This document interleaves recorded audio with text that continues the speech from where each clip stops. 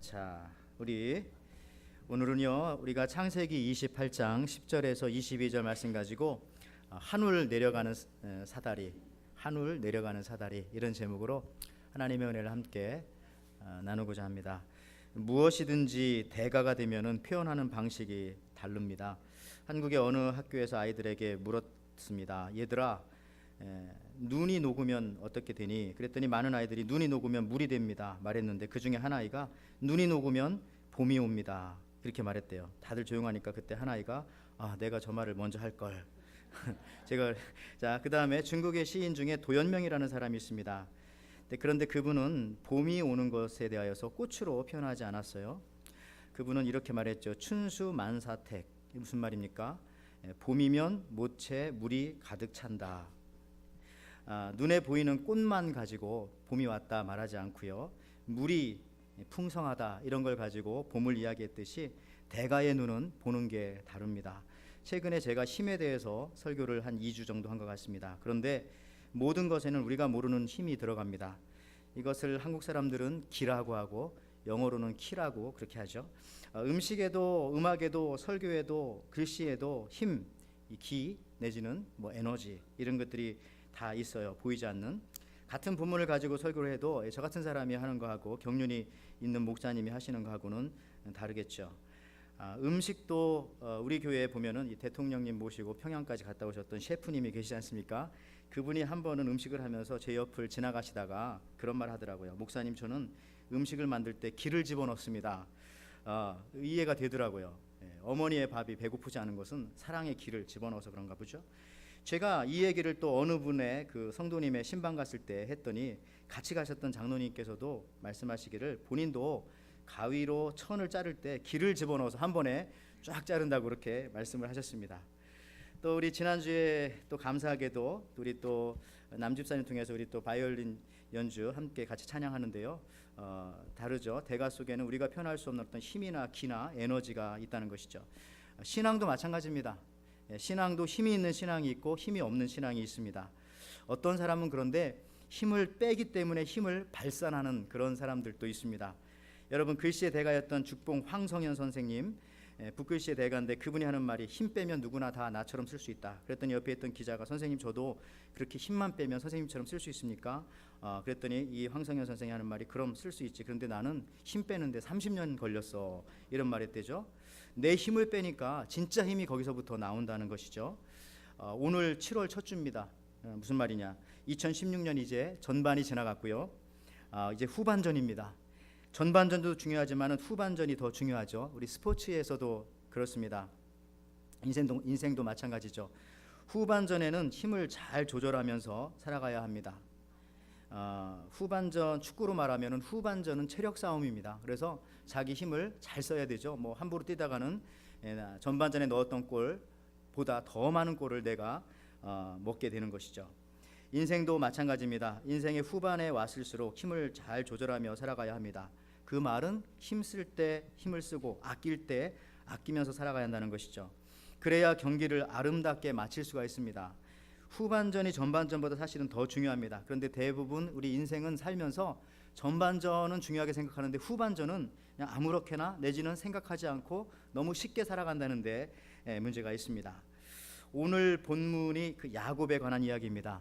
대표적으로 야곱은요, 후반전이 강했던 사람입니다. 인생의 후반이. 솔로몬 같은 경우는 전반은 엄청 강했지만은 후반에 가서 약했죠. 그러나 다윗이나 야곱 경우는요, 인생의 후반전이 훨씬 더 강했던 사람입니다. 캘리포니아 가면 그 셰카이어 국립공원에 그 레드우드라고 하는 100m가 넘게 자라는 나무가 있다고 말씀드렸습니다. 근데 이 나무가요, 어떤 때는 1년에 1.8m나 쑥쑥 자란다고 합니다. 근데 식물학자의 말에 의하면 그런데 이 나무는요, 보통 50m까지만 뿌리가 물을 빨아들일 수가 있대요. 올릴 수가 있다는 것이죠. 그러면은 이 100m 다 되는 나무인데 50m 이후로는 어떻게 이 나무가 사는가?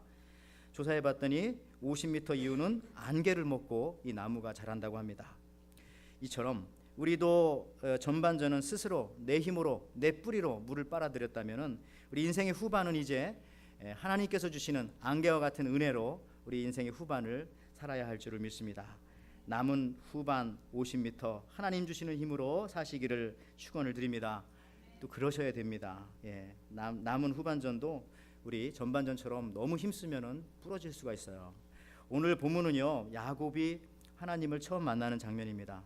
형 에서를 속여서 장자권을 가로챈 야곱은 집에 있으면 형에게 죽을 것 같다라고 하는 생각을 했기 때문에 어머니의 도움으로 이제 외삼촌 라반의 집으로 도망을 칩니다. 부엘세바에서 하란으로 그래서 떠나는 것이죠. 그래서 오늘 본문 10절 말씀해 보니까 야곱이 부엘세바에서 떠나 하란으로 향하여 가더니 600마일 정도의 먼 거리입니다.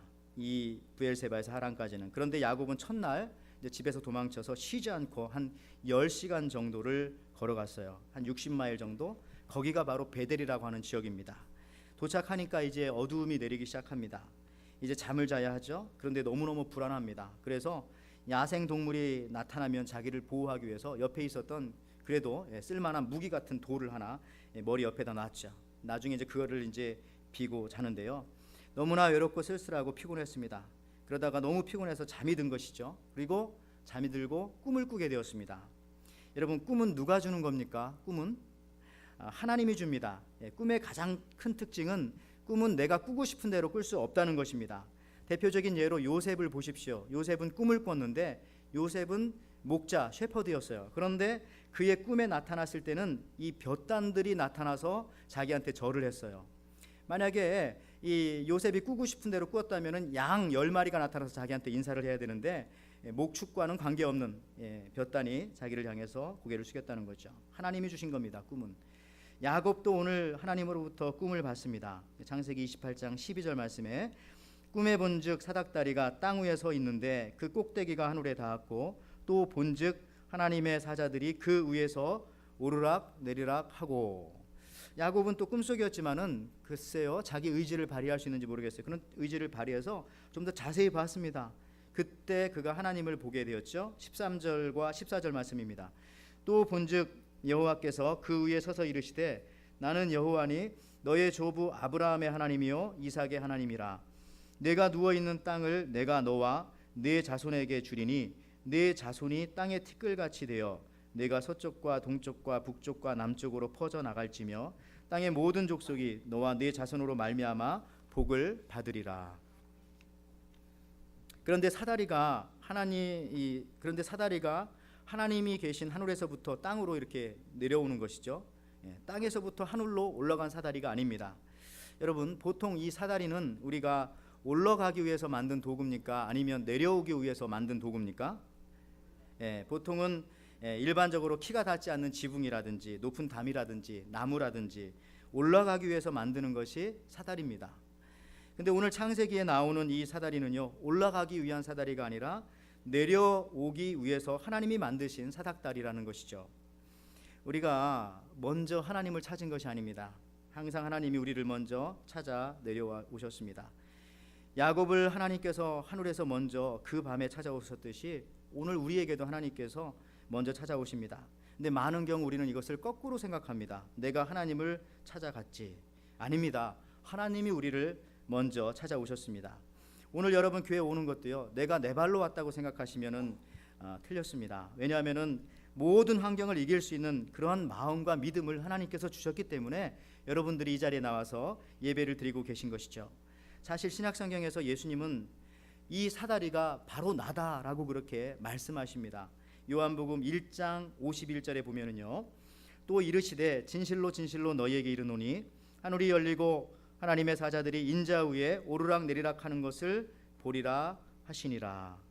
예수님의 말씀에 의하면은요, 구약의 야곱도 예수님을 만난 거예요. 그 사다리가 바로 나였다는 거죠. 오늘 창세기 28장에도 보면은 그 하나님께서 내려주신 사다리에 천사들이 오르락 내리락.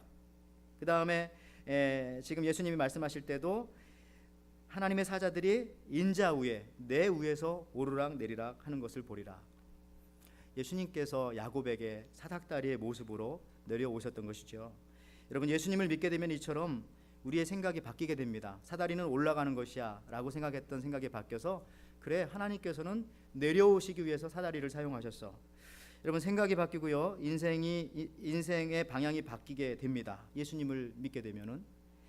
방향만 바뀌면은 동굴이 터널이 된다라고 하는 말도 있습니다. 혹시 여러분의 인생에 터널이 아니라 동굴처럼 느껴지신 적 없으세요? 들어가면 들어갈수록 더욱더 컴컴해지고 인생을 살면 살수록 더욱더 어두워지고 축축해지는, 더 들어가지 마시고 거기서 방향을 바꿔 보십시오. 그러면 동굴이 터널이 되는 역사가 나타나는 것이죠. 여러분들 올라가지만 마시고 한번 내려가 보십시오. 방향만 바꿔 보십시오. 자꾸 올라가려고 하니까 친구가 없다고 하죠. 내려가 보세요. 나를 기다리는 친구들이 이 세상에 얼마나 많은가. 다른 세계가 펼쳐집니다. 우리가 오아후 섬에 살죠. 섬을 일주를 많이 하게 됩니다. 손님들이 오면은. 그런데 이 섬을 왼쪽으로 돌 때 하고요, 차를 타고 또 오른쪽으로 돌 때 하고 풍경이 전혀 다르다는 사실 여러분들 아시죠? 여러분, 훔치는 것도요, 남의 물건을 훔치면은 그 사람을 도둑놈이라고 합니다. 그런데 남의 마음을 훔치는 사람들은 우리는 그를 뭐라고 부릅니까? 훌륭한 리더라고 그렇게 부릅니다. 생각을 바꾸면은요, 모든 것이 다 달라집니다. 우리 기독교는 세상 종교와는 다른 것이 바로 이 부분입니다. 내가 하나님을 찾아가는 종교가 아닙니다. 하나님이 나를 찾아오시는 종교입니다. 그것이 바로 은혜라고도 하고요, 제가 제일 좋아하는 성경 구절인 로마서 5장 8절 말씀에 우리가 아직 죄인 되었을 때에 그리스도께서 우리를 위하여 죽으심으로 하나님께서 우리에게 대한 자기의 사랑을 확증하셨느니라. 내가 죄인이기 때문에 하나님을 찾아갈 수조차 없습니다. 장님인데 어떻게 하나님을 보겠어요? 하나님께서 오셔서 내 눈을 뜨게 해주셨기 때문에 내가 그 다음부터 하나님을 찾아갈 수 있는 것이죠. 오늘 본문에 또 한 가지 의미 있는 부분이 하나 있습니다. 15절 말씀에 보면은 내가 너와 함께 있어 어디로 가든지 너를 지키며 너를 이끌어 이 땅으로 돌아오게 할지라. 내가 내게 허락한 것을 다 이루기까지 너를 떠나지 아니하리라 하신지라. 여러분, 이 말씀을 자세히 봐야 됩니다. 여러분, 이 부분을 자세히 읽어보면은 의문이 생깁니다. 무슨 의문이에요? 아니, 하나님께서 이 땅으로 다시 돌아오겠다고 하셨는데 그럴 거면 왜 떠나게 하셨을까요? 거기 그냥 그대로 있게 만들고 돌베개 해서 그거를 제단으로 삼았는데 그 돌을 주춧돌로 해서 거기 단을 쌓고 거기서 예배드리면서 평생을 살게 하면 되는데 하나님께서는 내가 너를 여기 다시 돌아오게 하겠다 하면서 또 떠나 보내시는 겁니다. 이거 이상하지 않습니까? 거기 그냥 다시 돌아오게 할 거라면 그 땅에 살게 하시지. 그 이유가 바로 15절 안에 들어 있습니다. 다시 한번 자세히 보십시오. 내가 너와 함께 있어 내가 어디로 가든지 너를 지키며 너를 이끌어 이 땅으로 돌아오게 할지라. 내가 내게 허락한 것을 다 이루기까지. 이 부분이죠. 너를 떠나지 아니하리라 하신지라. 내가 내게 허락한 것을 이루기 위해서 너는 이 땅에 있어도 되지만은 한 바퀴 돌아와야 된다는 겁니다. 그래서 20년이 걸립니다. 이 야곱이 베델로 다시 돌아오는데 말이죠. 내가 내게 허락한 것을 다 이루기까지. 무엇을 이루시겠다는 것입니까? 하나님께서 야곱을 이스라엘로 만들기 위한 작업이었습니다. 성경 읽어보면 그렇게 나오죠. 야곱이라고 하는 뜻은 무엇입니까? 사기꾼이라는 뜻이죠. 그러면 이스라엘이라고 하는 이름의 뜻은 뭡니까? 하나님과 겨루어 이긴 자. 그러니까 하나님과 함께하는 자라는 얘기입니다. 즉 주님과 하나님과 함께하는 경험을 하기 위해서 하나님께서는 야곱을 돌리신 거죠. 베델로 돌아오게 할 그 땅에 그대로 있지 않고 나와 함께 20년 살아보자. 돌아서 다시 그 땅으로 오게 한 겁니다. 그리고 난 다음에 창세기 32장 28절에 보면은 물론 그 이후에 더 나오지만요. 그가 이르시되 내 이름을 다시는 야곱이라 부를 것이 아니요 이스라엘이라 부를 것이니 이는 내가 하나님과 및 사람들과 겨루어 이기었음이니라. 자, 이 부분이 성경에는 이런 부분이 참 많습니다. 특히 욥기가 그렇습니다. 욥기를 보면은 항상 느끼는 것은요, 욥기가 1장부터 41장까지 있는데 굉장히 지루한 성경입니다. 어떻게 보면은 욥기 1장하고 욥기 41장 그 마지막 장을 많이 보게 돼요. 목사님들도 설교하신 거 보면은 욥기 1장하고 41장을 많이 설교하고 그 안에 20장부터 2장부터 40장까지는 그렇게 많이 설교를 안 하시더라고요. 왜냐하면은 그 부분은요, 2장부터 40장까지 그 긴 부분은 온통 대화체로 되어 있어서 철학적인 내용과 신학적인 내용이 많이 들어 있어요. 그래서 읽다 보면은 이게 욥이 한 얘기인지 엘리바스가 한 얘기인지 하나님이 한 얘기인지 어떤 때는 막 저도 헷갈릴 때가 있었습니다. 그런데요, 여러분 욥기 1장 1절을 보십시오. 참 이걸 읽으면서 우리가 의문을 갖게 됩니다. 욥기 1장 1절에요. 우스 땅에 욥이라 불리는 사람이 있었는데 그 사람은 온전하고 정직하여 하나님을 경외하며 악에서 떠난 자더라. 공동번역 성경에는 좀 더 쉽게 우스라고 하는 곳에 한 사람이 있었는데 그의 이름은 욥이었다. 그는 완전하고 진실하며 하나님을 두려워하고 악한 일을 거들떠보지 않는 사람이었다. 여러분, 이거요, 온전하다, 정직하다, 하나님을 경외한다, 악에서 떠났다. 욥의 이런 모습이 어떻게 보면 우리가 가야 할 그동안의 모습이 아니었습니까? 우리 신앙생활하는 모습이 이 모습 되기 위해서 한 거 아닙니까? 그렇다면은 욥기는 1장 1절에서 끝나버려야 되죠. 더 쓸 필요가 없습니다. 그런데 놀랍게도 하나님께서는 욥을 여기서부터 출발시키는 거죠. 온전하고 정직하고 하나님을 경외하고 악에서 떠난, 그게 목적이 아니라는 것이죠. 하나님이 우리를 찾아오시고 우리를 만나주신 것은요. 만약에 하나님이 원하시는 신앙생활의 목표가 이거였다면 정말 욥기 1장 1절이면 더 이상 나갈 필요도 없어요. 근데 41장까지 써졌거든요. 여기에 큰 비밀이 있습니다. 그렇다면 하나님이 예수 믿는 우리에게 원하시는 것이 무엇입니까? 우리는 여기서 이 질문을 해야 되는 거죠. 그럼 하나님이 나를 구원해 주시고 나에게 원하시는 것은 무엇일까? 왜 나를 구원해 주셨는가? 오늘 성경으로 답하자면 그것이 바로 야곱을 이스라엘로 만든 것인데요. 그것이 무엇이냐면 그 의미가 이런 거죠. 스스로의 힘으로 축복을 받고 스스로의 힘으로 장자권을 차지하고 자기 하나님을 찾아서 자기 발로 밑에서부터 사다리를 타고 올라가듯이 하나님을 찾는 것, 그런 걸 이제 포기하고 그런 것이 아니라 오직 은혜를 생각하면서 제가 하나님 없으면 갈 수가 없습니다. 하나님 오시옵소서. 하나님의 도우심이 없으면 저는 살 수가 없습니다. 오직 하나님의 임재만을 저는 전적으로 바랍니다. 이것이 바로 이스라엘의 모습이라는 것이죠. 여러분, 하나님과 함께하는 것이 이스라엘입니다. 야곱이 방황한 그 20년, 베델을 떠나서 다시 베델로 돌아오기까지 야곱은 혼자인 줄 알았어요. 하나님이 보이지 않았거든요. 그러나 아까 하나님께서 약속해 주셨잖아요. 네가 어디로 가든지 내가 너와 함께하겠다. 실제로 함께했죠. 야곱이 삼촌 집에서 힘들고 또 속임을 당하고 여러 가지 일을 당할 때도 하나님은 그 옆에 계셨습니다. 야곱만 모를 뿐이었죠. 그러기에 그는 깨닫습니다. 내가 올라가려면 안 되는구나. 주님이 오셔야 되는구나.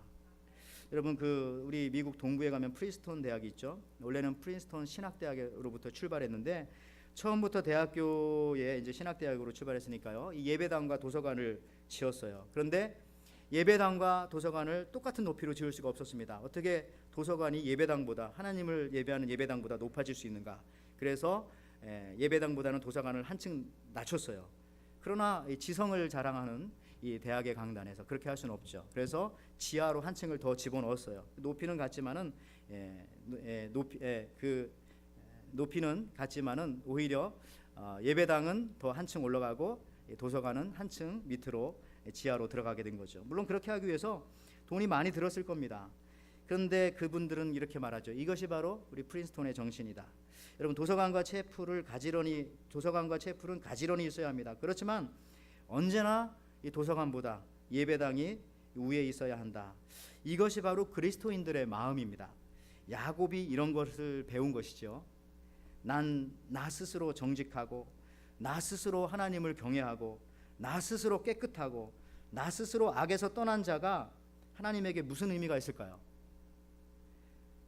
석가모니라든지 아니면 유명한 스님들, 아니면 혹시 타 종교인들 중에서도요, 그분들 중에서도 얼마나 정직한 분이 많이 계시고 또 우리가 볼 때는 악에서 떠난 분들도 많이 계시고요, 또 온전하게 보이는 분들도 계세요. 뭐 성철 스님 같은 분들, 아니면 힌두교인이었던 마하트마 간디 같은 사람들, 굉장히 어떤 면에서 보면은 정직하고 또 완전하다고까지 인간으로.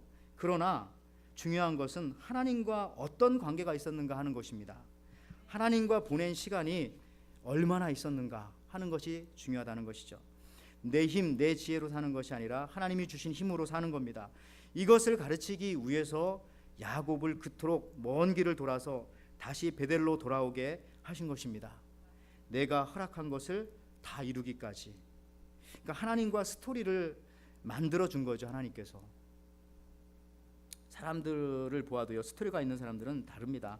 우리 한국의 개그맨 중에 그 신동엽 씨가 있지 않습니까? 그에게는 그 청각장애인 형이 있었습니다.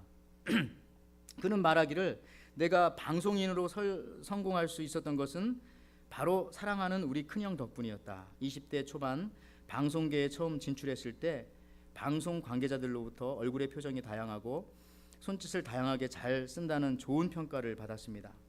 어렸을 때부터 우리 가족이 청각장애가 있는 큰형과 대화하기 위해서 손짓과 몸짓을 다양하게 썼던 것이 자연스럽게 몸에 배었기 때문입니다. 라고 그렇게 말했습니다.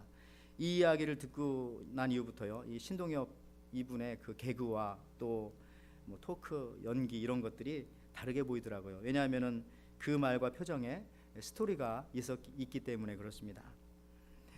쥐 한 마리가 학생들이 공부하는 교실 바닥을 쏜살같이 가로질러서 지나갑니다. 어디론가 근데 싹 사라져 버렸어요. 놀란 선생님이 스티브 모스에게 그 학생에게 쥐를 잡도록 도와달라고 그렇게 말을 했습니다. 스티비는 두 눈이 보이지 않는 장애인이었습니다. 스티비로서는 태어나서 처음으로 예민한 청각을 인정받는 순간이었죠. 그래서 스티비가 딱 집중하더니 가리킨 곳은 쓰레기통이었습니다. 실제로 가봤더니 거기 쓰레기통이 있었고 쥐를 잡았죠. 몇 년 뒤에 이 스티비는 이름을 바꿔가지고요, 스티비 모스가 아니라 스티비 원더라는 이름으로 바꿨고요. 이 사람이 바로 그 유명한 음악가 스티비 원더입니다. 그래미상을 17차례나 수상을 했고요. 오스카상을 거머쥐기도 했고 7천만 장의 LP를 판매했기 때문에 비틀즈와 엘비스 프레슬리와 함께 음반 판매량 10위 안에 드는 이름을 올렸죠. 여러분, 이 사람도 보면은요, 민숭민숭한 사람이 아니라 삶의 스토리가 있었던 그런 삶이었다는 거죠. 그러니까 노래가 나오는 것이죠. 여러분, 지난주에 배웠던 베드로도 마찬가지입니다. 예수님이 제자로 처음 불렀을 때 베드로는요, 이런 고백을 합니다. 누가복음 5장 8절에 시몬 베드로가 이를 보고 예수의 무릎 앞에 엎드려 이르되 주여 나를 떠나소서 나는 죄인으로소이다. 여러분, 이 정도 했으면 합격 아니에요? 많은 사람들은 자기가 죄인인 것을 깨닫기까지 수십 년이 걸리고 예수를 믿는 것처럼 보여도 이걸 깨닫지 못하는 사람들이 있어요. 근데 베드로는 예수님 만나자마자 이 고백했으니까, 예수님을 그리스도로 고백했으니까 이제 합격이잖아요. 더 이상 갈 필요 없. 그러나 예수님께서는 이 베드로를 데리고 떠나시는 거죠. 3년의 공생애를 시작합니다. 중간쯤 되었을까요? 예수님께서 또 제자들을 데리고 중간 테스트를 합니다. 자, 너희는 나를 누구라 하느냐? 그랬더니 다른 제자들은 뭐 누구는 엘리야라고도 하고 엉터리 대답을 합니다. 근데 그때 베드로가 또 엄청난 고백을 하지 않습니까? 마태복음 16장 16절에 시몬 베드로가 대답하여 이르되 주는 그리스도시요 살아계신 하나님의 아들이시니이다. 예수님조차도 근데 이 베드로의 답을 듣고 너무나 놀랐습니다. 너무나 놀래고 이거는 뭐 100점 정도가 아니라 내가 200점 주고 싶다, 이런 표현을 하시기를 17절에 마태복음 16장 17절에 이렇게 말씀하시죠. 예수께서 대답하여 이르시되 바요나 시몬아 내가 복이 있도다. 이를 내게 알게 한 이는 혈육이 아니요 하늘에 계신 내 아버지시니라 말씀하시면서 이거 네가 한 거 아니야. 하나님께서 도와주셔서 이런 완벽한 답을 네가 낼 수 있었어. 그러면 거기서 끝나야 되는데 그렇지 않죠? 예수님께서는 베드로를 데리고 계속해서 전도 여행을 하십니다. 마태복음 16장에서 마태복음이 끝나지 않고 그렇기 때문에 마태복음 28장까지 가는 것이죠. 왜 그랬을까요? 예수님께서 시몬을 베드로로 만들기 위해서, 그리고 베드로와 함께하는 시간을 보내고 싶어서, 베드로와 함께 스토리를 만들고 싶어서 예수님께서는 베드로를 놓지 아니하시고 끝까지 그렇게 데리고 다니셨던 것이죠. 여러분, 하나님이 제일 싫어하는 것이 하나 있습니다. 하나님은요, 우리가 죄 짓는 거 물론 싫어하시지만 그것 때문에 우리를 버리시진 않습니다. 죄를 지면 우리를 용서해 주시죠. 내가 나약하다고 나를 필요 없다고 말씀하시지 아니하십니다. 오히려 내가 나약하면 찾아와 주셔서 나에게 힘을 주시죠. 근데 하나님이 제일 싫어하는 것은 한 가지, 하나님 없이 자기 혼자 하는 겁니다. 자기 혼자 무엇을 하는 거, 하나님 없이, 하나님 빼놓고, 이걸 하나님께서는 제일 싫어하는 겁니다. 2014년 스페인의 한 성당에 19세기 화가 엘리아스 가르시아 마르티네스라는 사람이 프레스코화로 그린 이 액체 호모라고 하는, 이게 이제 라틴어로 이 사람을 보라 이런 뜻인데요. 이런 그림이 하나 있었습니다. 근데 이 그림이 비바람과 많은 시간이 지나면서 훼손이 되었습니다. 그 교회 성도인 80대 할머니인 세실리아 히메네스가 근데 안타까운 마음이 들어서 목사님한테 물어보지도 않고 자기가 가서 그림을 고쳐놓았습니다. 그림을 그려서 자기는 열심히 새로 그려놨지만 결과가 이상한 모습이 되어버린 것이죠. 그러니까 교회와 신자들이 막 펄펄 뜁니다. 그리고 이걸 법적으로까지 내가 처리하겠다 이런 얘기를 하고 있었죠. 근데 중요한 것은 이 할머니가 뭐 그림을 파괴할 의도는 전혀 없었다는 것인데요. 뭐 이래서 이런 공방이 오가는 중에 이것이 해외 토픽이 되어 버렸어요. 그래서 인터넷을 타고 온 나라에 퍼지면서 많은 사람들이 스페인 이 지역에 오면은 관광객들이 이제 몰려들기 시작합니다.